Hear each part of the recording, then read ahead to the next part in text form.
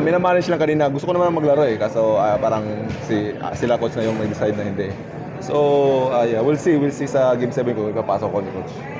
And happy ako na nakuha namin to. And may last chance na talaga. Ito yung last na magandang laruin eh, yung mga Game 7 na to.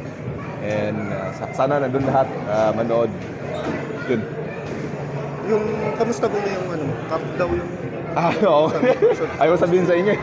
sinabi na. Pero yun nga, yeah, may something sa calf ko. Pero manageable naman siya.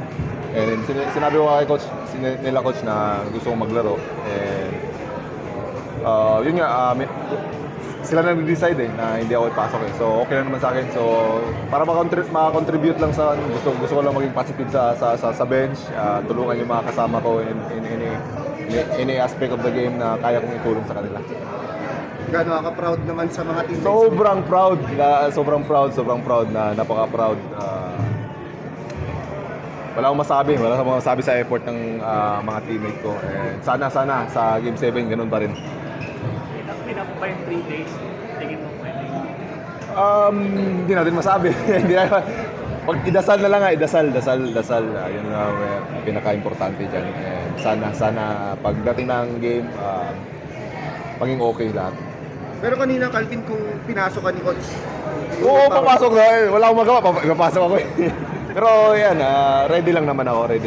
Sinabi ko rin naman kina Coach Dex na pag gusto maglaro, and sila na nag-decide na huwag ako ipasok. Pero which comes out na napakaganda naman nilaro ng mga kasama ko.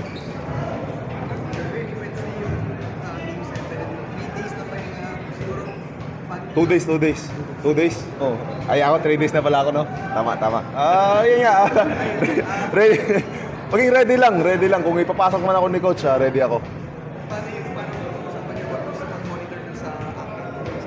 Sa cup?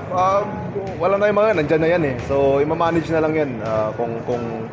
Kung as of now kasi meron naman may na-feel ako, pero kaya namang ilaro kung pipilitin talaga. Ayaw lang siguro nila coach baka kasi matuluyan pa. Okay? Thank you.